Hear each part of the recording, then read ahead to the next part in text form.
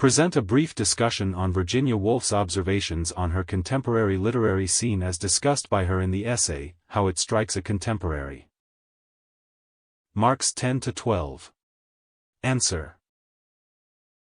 Woolf's How It Strikes a Contemporary is serious contemplation on the conditions of modern writers and how they stand compared to their great predecessors. Woolf in this essay defends contemporary writers and gives logic to show how they feel to be called a modern writer. Woolf opines that contemporary literature breathes the pressure of the age, shows the lack of time at hand. And very beautifully as well as brilliantly they capture the passing moments in their expression that looks real.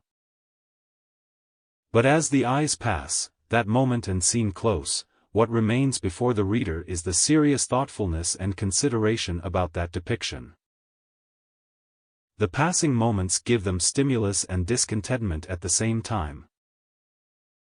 This experience has both senses alike, the sensation of pain and sensation of pleasure. This description is about the technique called the stream of consciousness. Virginia Woolf describes the effects of her age and its surprising demands on them very picturesquely. After all, we are back at the beginning, vacillating from extreme to extreme, at one moment enthusiastic, at the next pessimistic, unable to come to any conclusion about our contemporaries. We have asked the critics to help us, but they have deprecated the task. Woolf points out the major defects of her age and regrets that even critics do not suggest ways to get rid of these weaknesses. Probably it would be best to look back at past and try to learn from them the better advice. They feel that their predecessors had better judgment and stability.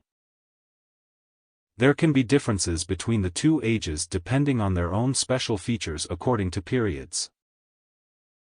But it cannot be true that the present age is simply a worthless stretch of time when writers are creating only waste papers. Wordsworth, Scott and Ms. Austen may give pleasure and noble ideas in each page of their great creations. But she feels that the great books are rather too dull to arouse sustained interest of the readers. Woolf feels that there are many aspects in the past writers which might be termed odd. But there are certain points wherein lies their superiority as writers of excellent talents. Indeed, it is their strong belief in what they portray, and power of conviction establishes them above the modern writers. It is more aptly true of Wordsworth. She feels that the careless genius of Walter Scott and Jane Austen were also greatly endowed with this quality.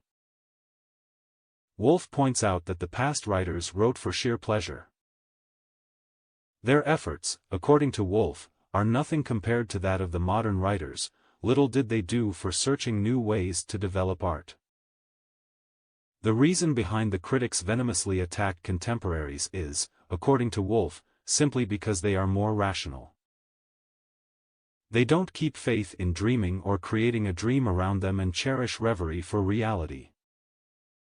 Woolf says that the world has a different claim on intellectuals now and the writers undergo serious efforts to create because readers are selective, cynical and more influenced by the pressing demands of modernity. It is not that they lack knowledge, but they are compelled to keep away from certain literary tools and devices which would be superfluous in concern of their age and its demands.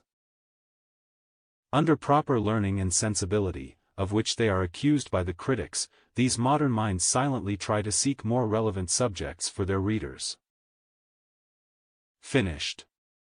Please subscribe to the channel for more updates of ready-made notes on English literature. Also, please share this channel to help any student pursue a degree in English literature. Thank you very much for watching the video. Please do not forget to like and comment.